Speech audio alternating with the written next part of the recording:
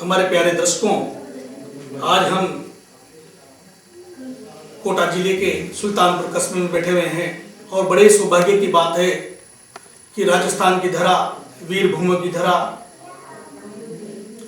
मारवाड़ से हमारे बीच में बहन जया किशोरी जी विराजमान हैं और आज हम इनसे इनके जीवन के बारे में और भगवत चर्चा के बारे में बातचीत करेंगे। जय श्री कृष्णा। जय श्री कृष्ण।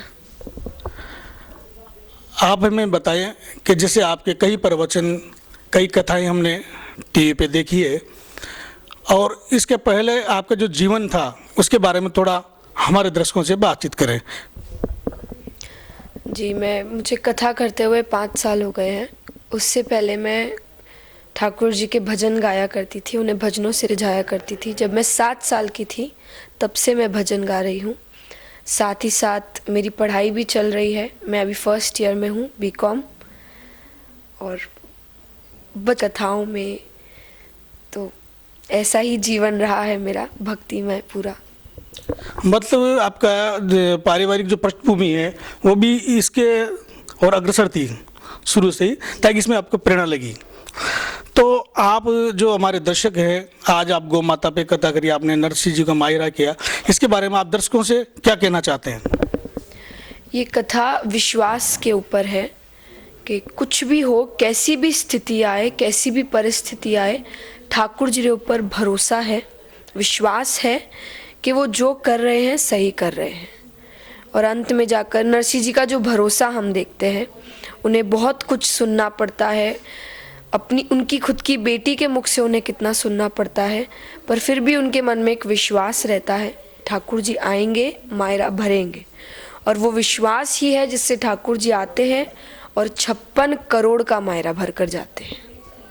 तो ये कथा पूरी तरीके से विश्वास के ऊपर है, भरोसे के ऊपर है ठाकुर जी के प्रति। तो जो आप ये कथाएं करते हैं तो जिसे कहते हैं कि भाई गुरु बिना ज्ञान नहीं होता, तो जैसे आपके भी कोई गुरु हैं जिसकी प्रेरणा लगती है, तो आपको इस क्षेत्र में किसकी प्रेरणा लगी? श्री स्वामी श्री राम सुखदास जी महाराज, उनकी प्रेरणा से ही, उनकी कथा सुनकर ही मेरे मन में भी ऐसी इच्छा हुई कि मैं भी एक कथा करूं। इतनी मीठी कथा है, तो उन्हीं की प्रेरणा से मैंने ये कथा करी है।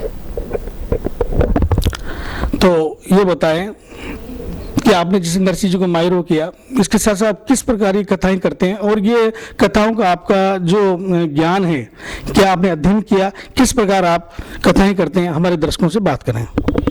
जी, मैं नानी बाई का मायरा करती हूँ, उसके साथ साथ मैं श्रीमद् भागवत की कथा भी करती हूँ। और जी हाँ, अध्ययन करना ही पड़ता है, किताबें पढ़नी पड़ती है। जैसे आप गीता जी ले ले या श्रीमद् भागवत जी ले ले, रामचरितमानस ले ले, तो ये सब किताबें भी पढ़नी पड़ती है जिससे ज्ञान आए। तो यही मेरा अध्ययन है, यही किताबें पढ़ना और बड़े बड़े संतों की कथाओं को सुनना, वो जो ज्ञान की बातें करते हैं वो सुनना।